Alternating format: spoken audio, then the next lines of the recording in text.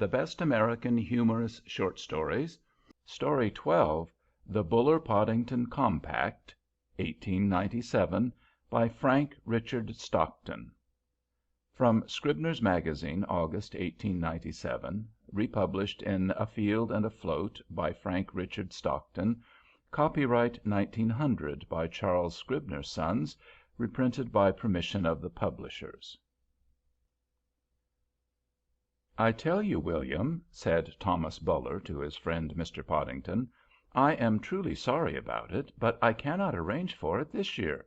Now, as to my invitation, that is very different." "Of course it is different," was the reply, "but I am obliged to say, as I said before, that I really cannot accept it." Remarks similar to these had been made by Thomas Buller and William Podington at least once a year for some 5 years. They were old friends. They had been schoolboys together, and had been associated in business since they were young men. They had now reached a vigorous middle age. They were each married, and each had a house in the country in which he resided for a part of the year. They were warmly attached to each other, and each was the best friend which the other had in this world, but during all these years neither of them had visited the other in his country home. The reason for this avoidance of each other at their respective rural residences may be briefly stated. Mr. Buller's country house was situated by the sea, and he was very fond of the water. He had a good cat-boat, which he sailed himself with much judgment and skill, and it was his greatest pleasure to take his friends and visitors upon little excursions on the bay. But Mr. Podington was desperately afraid of the water, and he was particularly afraid of any craft sailed by an amateur.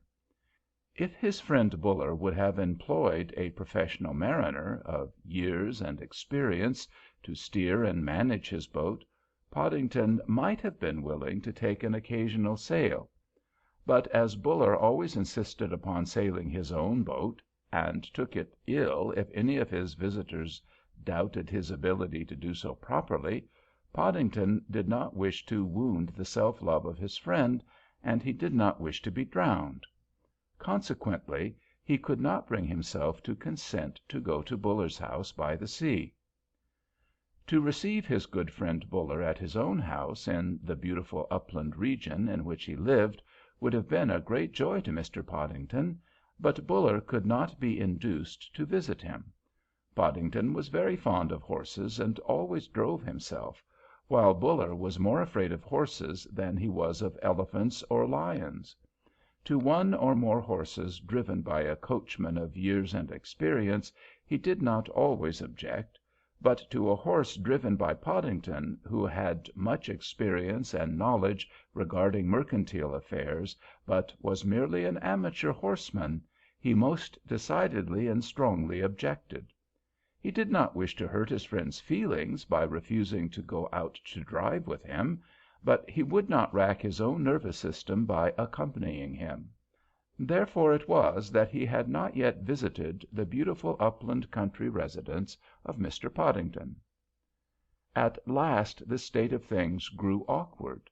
Mrs. Buller and Mrs. Podington, often with their families, visited each other at their country houses, but the fact that on these occasions they were never accompanied by their husbands caused more and more gossip among their neighbors, both in the upland country and by the sea. One day in spring, as the two sat in their city office, where Mr. Podington had just repeated his annual invitation, his friend replied to him thus: "William, if I come to see you this summer, will you visit me? The thing is beginning to look a little ridiculous, and people are talking about it." Mr. Podington put his hand to his brow, and for a few moments closed his eyes. In his mind he saw a cat-boat upon its side, the sails spread out over the water, and two men almost entirely immersed in the waves, making efforts to reach the side of the boat. One of these was getting on very well. That was Buller. The other seemed about to sink. His arms were uselessly waving in the air. That was himself. But he opened his eyes and looked bravely out of the window. It was time to conquer all this. It was indeed growing ridiculous. Buller had been sailing many years and had never been upset. "Yes," said he, "I will do it. I am ready any time you name."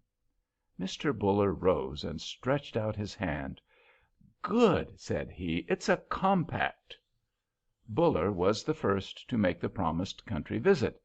He had not mentioned the subject of horses to his friend, but he knew through Mrs. Buller that Podington still continued to be his own driver. She had informed him, however, that at present he was accustomed to drive a big black horse which, in her opinion, was as gentle and reliable as these animals ever became, and she could not imagine how anybody could be afraid of him. So, when the next morning after his arrival Mr. Buller was asked by his host if he would like to take a drive, he suppressed a certain rising emotion and said that it would please him very much. When the good black horse had jogged along a pleasant road for half an hour, Mr. Buller began to feel that perhaps, for all these years, he had been laboring under a misconception. It seemed to be possible that there were some horses to which surrounding circumstances in the shape of sights and sounds were so irrelevant that they were to a certain degree entirely safe, even when guided and controlled by an amateur hand. As they passed some meadow land, somebody behind a hedge fired a gun. Mr. Buller was frightened, but the horse was not. "William," said Buller, looking cheerfully around him, "I had no idea that you lived in such a pretty country. In fact, I might almost call it beautiful. You have not any wide stretch of water, such as I like so much, but here is a pretty river, those rolling hills are very charming, and beyond you have the blue of the mountains." "It is lovely," said his friend. "I never get tired of driving through this country. Of course, the seaside is very fine, but here we have such a variety of scenery." Mr. Buller could not help thinking that sometimes the seaside was a little monotonous, and that he had lost a great deal of pleasure by not varying his summers by going up to spend a week or two with Podington. "William," said he, "how long have you had this horse?" "About 2 years," said Mr. Podington. "Before I got him I used to drive a pair."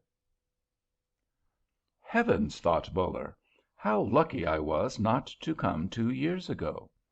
And his regrets for not sooner visiting his friend greatly decreased. Now, as they came to a place where the stream, by which the road ran, had been dammed for a mill and had widened into a beautiful pond. "There now," cried Mr. Buller, "that's what I like, William. You seem to have everything. This is really a very pretty sheet of water, and the reflections of the trees over there make a charming picture. You can't get that at the seaside, you know." Mr. Podington was delighted. His face glowed. He was rejoiced at the pleasure of his friend. "I tell you, Thomas," said he, "that—" "William!" exclaimed Buller, with a sudden squirm in his seat, "what is that I hear? Is that a train?" "Yes," said Mr. Podington. "That is the 10:40 up." "Does it come near here?" asked Mr. Buller nervously. "Does it go over that bridge?" "Yes," said Podington. "But it can't hurt us, for our road goes under the bridge. We are perfectly safe. There's no risk of accident." "But your horse, your horse!" exclaimed Buller, as the train came nearer and nearer. "What will he do?" "Do?" said Podington. "He'll do what he is doing now. He doesn't mind trains." "But look here, William," exclaimed Buller. "It will get there just as we do. No horse could stand a roaring up in the air like that." Podington laughed. "He would not mind it in the least," said he. "Come, come now," cried Buller. "Really, I can't stand this. Just stop a minute, William, and let me get out. It sets all my nerves quivering." Mr. Podington smiled with a superior smile. "Oh, you needn't get out," said he. "There's not the least danger in the world. But I don't want to make you nervous, and I will turn around and drive the other way." "But You can't!" screamed Buller. "This road is not wide enough, and that train is nearly here. Please stop!" The imputation that the road was not wide enough for him to turn was too much for Mr. Podington to bear. He was very proud of his ability to turn a vehicle in a narrow place. "Turn," said he. "That's the easiest thing in the world. See, a little to the right, then a back, then a sweep to the left, and we will be going the other way." And instantly he began the maneuver in which he was such an adept. "Oh, Thomas," cried Buller, half rising in his seat, "the train is almost here." "And we are almost—" Mr. Podington was about to say "turned around," but he stopped.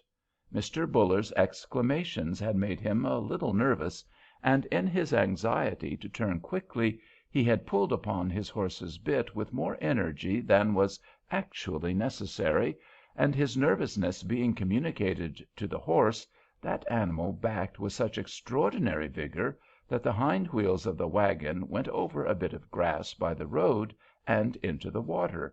The sudden jolt gave a new impetus to Mr. Buller's fears. "You'll upset!" he cried, and, not thinking of what he was about, he laid hold of his friend's arm. The horse, startled by this sudden jerk upon his bit, which, combined with the thundering of the train, which was now on the bridge, made him think that something extraordinary was about to happen, gave a sudden and forcible start backward, so that not only the hind wheels of the light wagon, but the fore wheels and his own hind legs went into the water.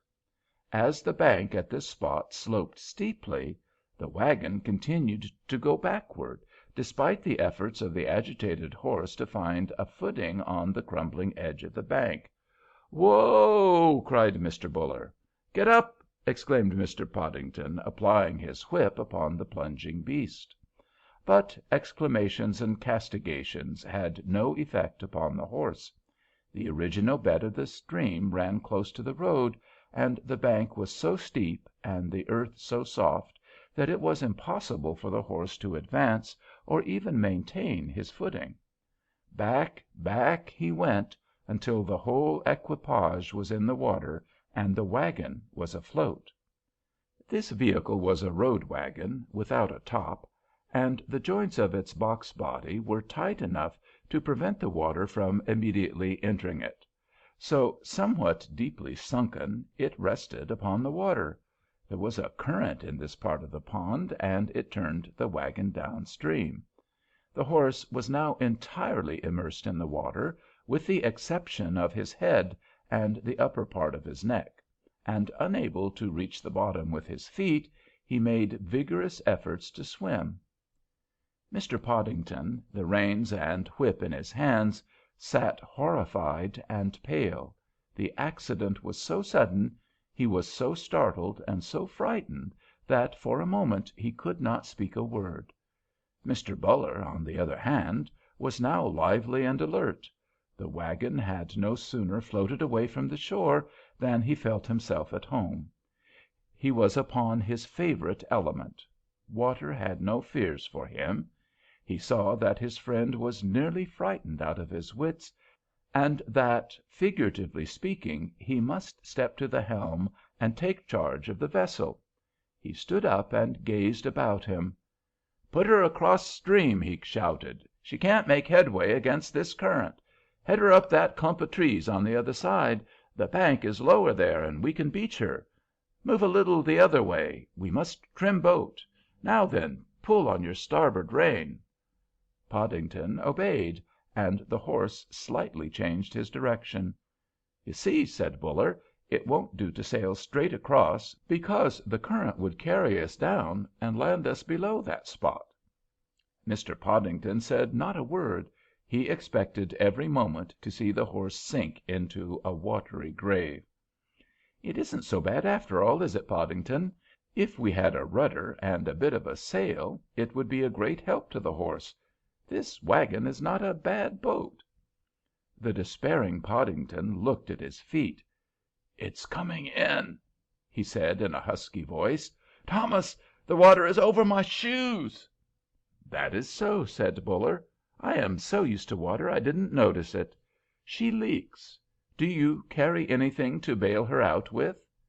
"Bail!" cried Podington, now finding his voice. "Oh, Thomas, we are sinking!" "That's so," said Buller. "She leaks like a sieve." The weight of the running gear and of the two men was entirely too much for the buoyancy of the wagon body. The water rapidly rose toward the top of its sides. "We are going to drown!" cried Podington, suddenly rising. "Lick 'em! Lick 'em!" exclaimed Buller. "Make 'em swim faster!" "There's nothing to lick!"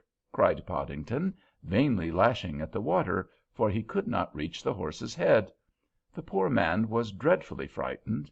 He had never even imagined it possible that he should be drowned in his own wagon. "Whoop!" cried Buller, as the water rose over the sides. "Steady yourself, old boy, or you'll go overboard!" And the next moment the wagon body sunk out of sight. But it did not go down very far.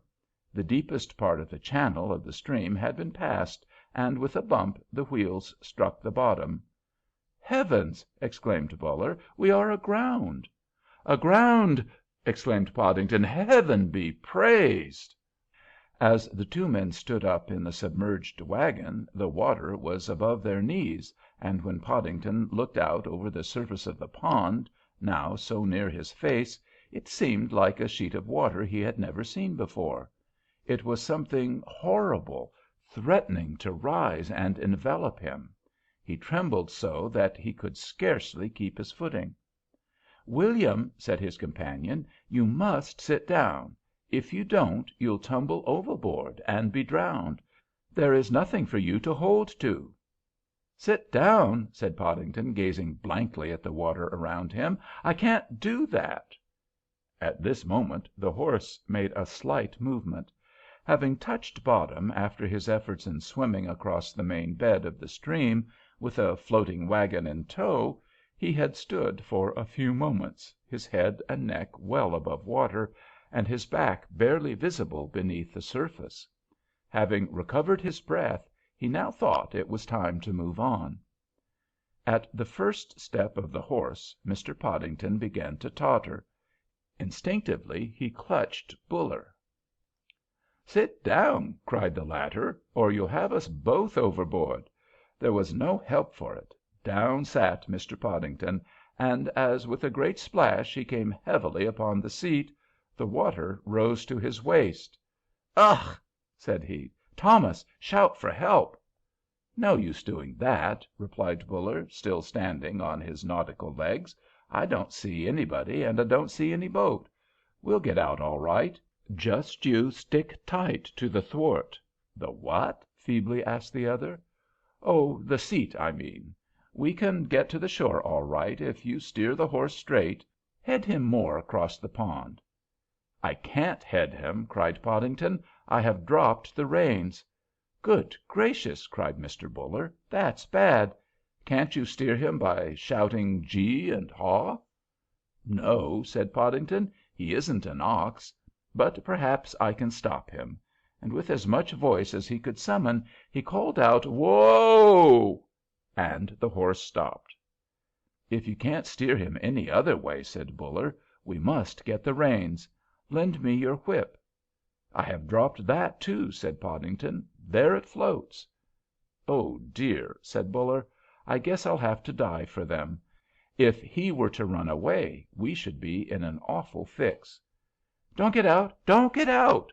exclaimed Podington. "You can reach over the dashboard." "As that's under water," said Buller, "it will be the same thing as diving. But it's got to be done, and I'll try it. Don't you move now. I am more used to water than you are." Mr. Buller took off his hat and asked his friend to hold it. He thought of his watch and other contents of his pockets, but there was no place to put them, so he gave them no more consideration. Then, bravely getting on his knees in the water, he leaned over the dashboard, almost disappearing from sight. With his disengaged hand, Mr. Podington grasped the submerged coat tails of his friend. In a few seconds the upper part of Mr. Buller rose from the water. He was dripping and puffing, and Mr. Podington could not but think What a difference it made in the appearance of his friend to have his hair plastered close to his head. "I got hold of one of them," said the sputtering Buller, "but it was fast to something, and I couldn't get it loose." "Was it thick and wide?" asked Podington. "Yes," was the answer. "It did seem so." "Oh, that was a trace," said Podington. "I don't want that. The reins are thinner and lighter." "Now I remember they are," said Buller. "I'll go down again." Again Mr. Buller leaned over the dashboard, and this time he remained down longer, and when he came up he puffed and sputtered more than before. "Is this it?" said he, holding up a strip of wet leather. "Yes," said Podington. "You've got the reins." "Well, take them and steer. I would have found them sooner if his tail had not got into my eyes. That long tail's floating down there and spreading itself out like a fan. It tangled itself all around my head. It would have been much easier if he had been a bob-tailed horse." "Now, then," said Podington, "take your hat, Thomas, and I'll try to drive." Mr. Buller put on his hat, which was the only dry thing about him, and the nervous Podington started the horse so suddenly that even the sea legs of Buller were surprised, and he came very near going backward into the water; but recovering himself, he sat down. "I don't wonder you did not like to do this, William," said he. "Wet as I am, it's ghastly."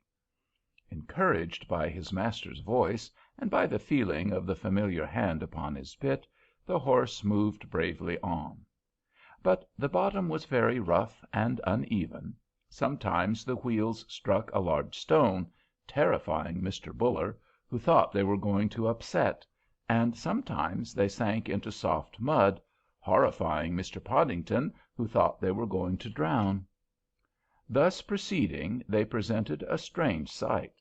At first Mr. Podington held his hands above the water as he drove, but he soon found this awkward, and dropped them to their usual position, so that nothing was visible above the water but the head and neck of a horse, and the heads and shoulders of two men. Now the submarine equipage came to a low place in the bottom, and even Mr. Buller shuddered as the water rose to his chin. Podington gave a howl of horror, and the horse, with high uplifted head, was obliged to swim. At this moment a boy with a gun came strolling along the road, and hearing Mr. Podington's cry, he cast his eyes over the water. Instinctively he raised his weapon to his shoulder, and then in an instant, perceiving that the objects he beheld were not aquatic birds, he dropped his gun and ran yelling down the road toward the mill. But the hollow in the bottom was a narrow one, and when it was passed the depth of the water gradually decreased. The back of the horse came into view, the dashboard became visible, and the bodies and the spirits of the two men rapidly rose. Now there was a vigorous splashing and tugging, and then a jet-black horse, shining as if he had been newly varnished, pulled a dripping wagon containing two well-soaked men upon a shelving shore. "Oh, I'm chilled to the bones!" cried Podington. "I should think so," replied his friend. "If you have got to be wet, it is a great deal pleasanter under the water." There was a field road on this side of the pond, which Podington well knew, and proceeding along this way they came to the bridge and got into the main road. "Now we must get home as fast as we can," cried Podington, "or we shall both take cold. I wish I hadn't lost my whip. Hi, now, get along!" Podington was now full of life and energy. His wheels were on the hard road, and he was himself again. When he found his head was turned toward his home, the horse set off at a great rate. "Hi there!" cried Podington. "I'm so sorry I lost my whip." "Whip!" said Buller, holding fast to the side of the seat. "Surely you don't want him to go any faster than this? And look here, William," he added, "it seems to me we are much more likely to take cold in our wet clothes if we rush through the air in this way. Really, it seems to me that horse is running away." "Oh, not a bit of it!" cried Podington. "He wants to get home, and he wants his dinner. Isn't he a fine horse? Look how he steps out." "Steps out!" said Buller. "I think I'd like to step out myself. Don't you think it would be wiser for me to walk home, William? That will warm me up." "It will take you an hour," said his friend. "Stay where you are, and I'll have you in a dry suit of clothes in less than 15 minutes." "I tell you, William," said Mr. Buller, as the two sat smoking after dinner, "what you ought to do. You should never go out driving without a life preserver and a pair of oars. I always take them. It would make you feel safer." Mr. Buller went home the next day because Mr. Podington's clothes did not fit him, and his own outdoor suit was so shrunken as to be uncomfortable. Besides, there was another reason, connected with the desire of horses to reach their homes, which prompted his return. But he had not forgotten his compact with his friend, and in the course of a week he wrote to Podington, inviting him to spend some days with him. Mr. Podington was a man of honor, and in spite of his recent unfortunate water experience, he would not break his word. He went to Mr. Buller's seaside home at the time appointed. Early on the morning after his arrival, before the family were up, Mr. Podington went out and strolled down to the edge of the bay. He went to look at Buller's boat. He was well aware that he would be asked to take a sail, and as Buller had driven with him, it would be impossible for him to decline sailing with Buller. But he must see the boat. There was a train for his home at 7:15. If he were not on the premises, he could not be asked to sail. If Buller's boat were a little flimsy thing, he would take that train, but he would wait and see. There was only one small boat anchored near the beach, and a man, apparently a fisherman, informed Mr. Podington that it belonged to Mr. Buller. Podington looked at it eagerly. It was not very small and not flimsy. "Do you consider that a safe boat?" he asked the fisherman. "Safe?" replied the man. "You could not upset her if you tried. Look at her breadth of beam. You could go anywhere in that boat. Are you thinking of buying her?" The idea that he would think of buying a boat made Mr. Podington laugh. The information that it would be impossible to upset the little vessel had greatly cheered him, and he could laugh. Shortly after breakfast, Mr. Buller, like a nurse with a dose of medicine, came to Mr. Podington with the expected invitation to take a sail. "Now, William," said his host, "I understand perfectly your feeling about boats, and what I wish to prove to you is that it is a feeling without any foundation. I don't want to shock you or make you nervous, so I am not going to take you out to-day on the bay in my boat.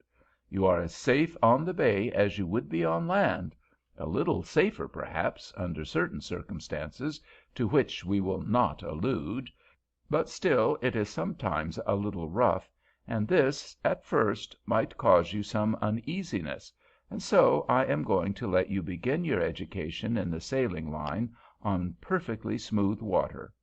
About 3 miles back of us there is a very pretty lake several miles long. It is part of the canal system which connects the town with the railroad. I have sent my boat to the town, and we can walk up there and go by the canal to the lake. It is only about 3 miles."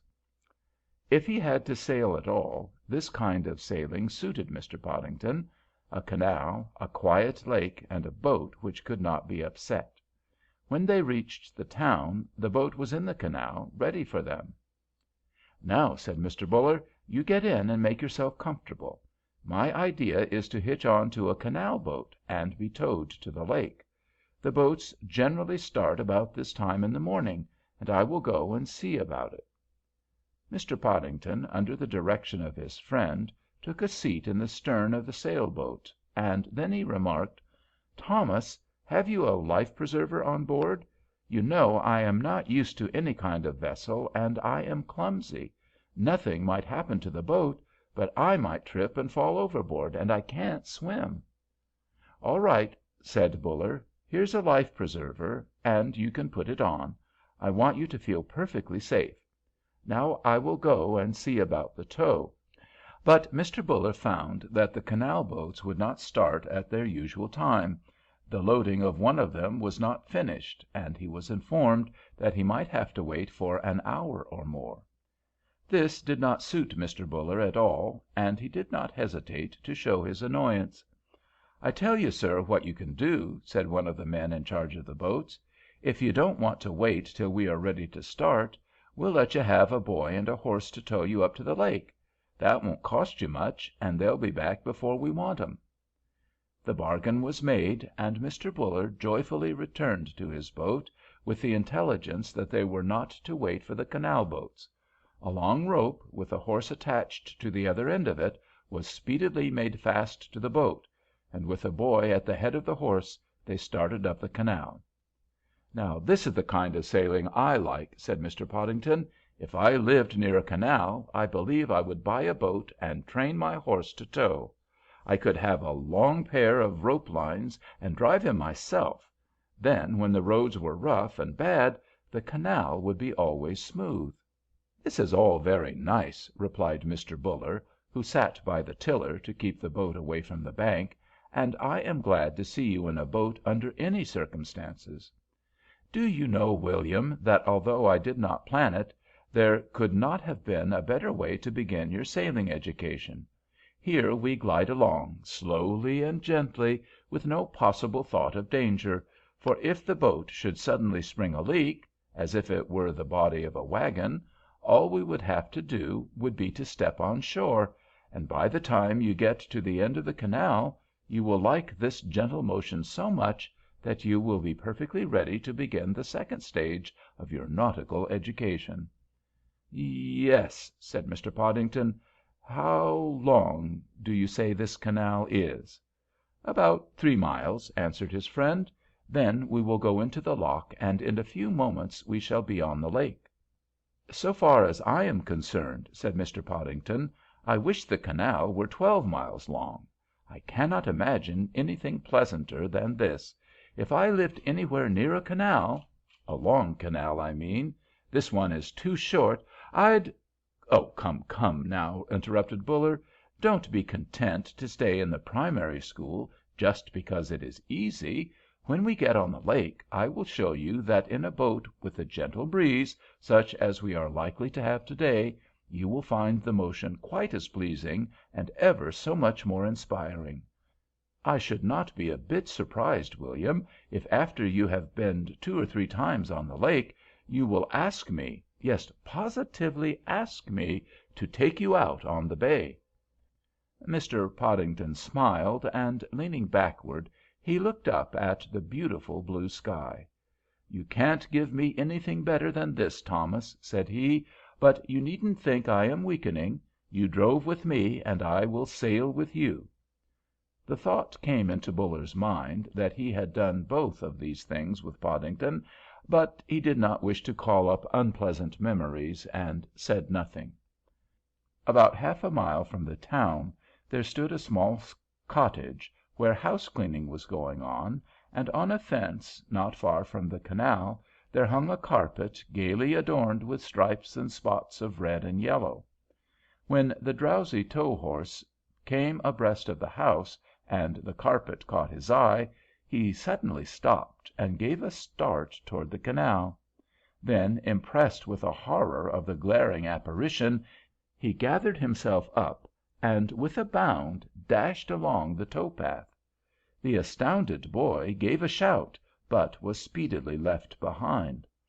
The boat of Mr. Buller shot forward as if she had been struck by a squall. The terrified horse sped on as if a red and yellow demon were after him. The boat bounded and plunged, and frequently struck the grassy bank of the canal as if it would break itself to pieces. Mr. Podington clutched the boom to keep himself from being thrown out, while Mr. Buller, both hands upon the tiller, frantically endeavored to keep the boat from the bank. "William!" he screamed, "he's running away with us! We shall be dashed to pieces! Can't you get forward and cast off that line?" "What do you mean?" cried Podington, as the boom gave a great jerk as if it would break its fastenings and drag him overboard. "I mean untie the tow line. We'll be smashed if you don't. I can't leave this tiller. Don't try to stand up. Hold on to the boom and creep forward. Steady now, or you'll be overboard." Mr. Podington stumbled to the bow of the boat, his efforts greatly impeded by the big cork life-preserver tied under his arms, and the motion of the boat was so violent and erratic that he was obliged to hold on to the mast with one arm and to try to loosen the knot with the other. But there was a great strain on the rope, and he could do nothing with one hand. "Cut it! Cut it!" cried Mr. Buller. "I haven't a knife," replied Podington. Mr. Buller was terribly frightened. His boat was cutting through the water as never vessel of her class had sped since sailboats were invented, and bumping along the bank as if she were a billiard ball rebounding from the edge of a table. He forgot he was in a boat. He only knew that for the first time in his life he was in a runaway. He let go the tiller. It was of no use to him. "William," he cried, "let us jump out the next time we are near enough to shore." "Don't do that! Don't do that!" replied Podington. "Don't jump out in a runaway. That is the way to get hurt. Stick to your seat, my boy. He can't keep this up much longer. He'll lose his wind." Mr. Podington was greatly excited, but he was not frightened, as Buller was. He had been in a runaway before, and he could not help thinking how much better a wagon was than a boat in such a case. If he were hitched up shorter, and I had a snaffle bit and a stout pair of reins, thought he, I could soon bring him up. But Mr. Buller was rapidly losing his wits. The horse seemed to be going faster than ever. The boat bumped harder against the bank, and at one time Buller thought they could turn over. Suddenly a thought struck him. "William," he shouted, "tip that anchor over the side. Throw it in, anyway." Mr. Podington looked about him, and almost under his feet saw the anchor. He did not instantly comprehend why Buller wanted it thrown overboard, but this was not a time to ask questions. The difficulties imposed by the life-preserver, and the necessity of holding on with one hand, interfered very much with his getting at the anchor and throwing it over the side, but at last he succeeded, and just as the boat threw up her bow, as if she were about to jump on shore, the anchor went out and its line shot after it. There was an irregular trembling of the boat, as the anchor struggled along the bottom of the canal. Then there was a great shock. The boat ran into the bank and stopped. The tow line was tightened like a guitar string, and the horse, jerked back with great violence, came tumbling in a heap upon the ground. Instantly Mr. Podington was on the shore, and running at the top of his speed toward the horse. The astounded animal had scarcely begun to struggle to his feet when Podington rushed upon him, pressed his head back to the ground, and sat upon it. "Hurrah!" he cried, waving his hat above his head. "Get out, Buller. He is all right now." Presently Mr. Buller approached, very much shaken up. "All right?" he said. "I don't call a horse flat in a road with a man on his head all right. But hold him down till we get him loose from my boat. That is the thing to do. William, cast him loose from the boat before you let him up. What will he do when he gets up?" "Oh, he'll be quiet enough when he gets up," said Podington. "But if you've got a knife you can cut his traces—I mean that rope. But no, you needn't. Here comes the boy. We'll settle this business in very short order now." When the horse was on its feet, and all connection between the animal and the boat had been severed, Mr. Podington looked at his friend. "Thomas," said he, "you seem to have had a hard time of it. You have lost your hat, and you look as if you had been in a wrestling match." "I have," replied the other. "I wrestled with that tiller, and I wonder it didn't throw me out." Now approached the boy. "Shall I hitch him on again, sir?" said he. "He's quiet enough now." "No!" cried Mr. Buller. "I want no more sailing after a horse, and besides, we can't go on the lake with that boat. She has been battered about so much that she must have opened a dozen seams. The best thing we can do is to walk home." Mr. Podington agreed with his friend that walking home was the best thing they could do.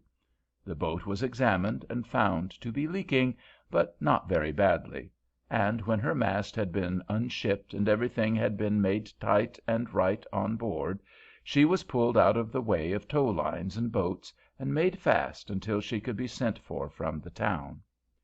Mr. Buller and Mr. Podington walked back toward the town. They had not gone very far when they met a party of boys, who, upon seeing them, burst into unseemly laughter. "Mister," cried one of them, "you needn't be afraid of tumbling into the canal. Why don't you take off your life preserver and let that other man put it on his head?" The two friends looked at each other and could not help joining in the laughter of the boys. "By George, I forgot all about this," said Podington, as he unfastened the cork jacket. "It does look a little super timid to wear a life preserver just because one happens to be walking by the side of a canal." Mr. Buller tied a handkerchief on his head, and Mr. Podington rolled up his life preserver and carried it under his arm. Thus they reached the town, where Buller bought a hat, Podington dispensed with his bundle, and arrangements were made to bring back the boat. "Run away in a sailboat!" exclaimed one of the canal boatmen when he had heard about the accident. "Upon my word, that beats anything that could happen to a man." "No, it doesn't," replied Mr. Buller quietly. "I have gone to the bottom in a foundered road wagon." The man looked at him fixedly. "Was you ever struck in the mud in a balloon?" he asked. "Not yet," replied Mr. Buller. It required 10 days to put Mr. Buller's sailboat into proper condition, and for 10 days Mr. Podington stayed with his friend, and enjoyed his visit very much. They strolled on the beach, they took long walks in the back country, they fished from the end of a pier, they smoked, they talked, and were happy and content. "Thomas," said Mr. Podington, on the last evening of his stay, "I have enjoyed myself very much since I have been down here. And now, Thomas, if I were to come down again next summer, would you mind—would you mind not—" "I would not mind a bit," replied Buller promptly. "I'll never so much as mention it. So you can come along without a thought of it. And since you have alluded to the subject, William," he continued, "I'd like very much to come and see you again. You know my visit was a very short one this year. That is a beautiful country you live in, such a variety of scenery, such an opportunity for walks and rambles. But, William, if you could only make up your mind not to—" "Oh, that is all right," exclaimed Podington.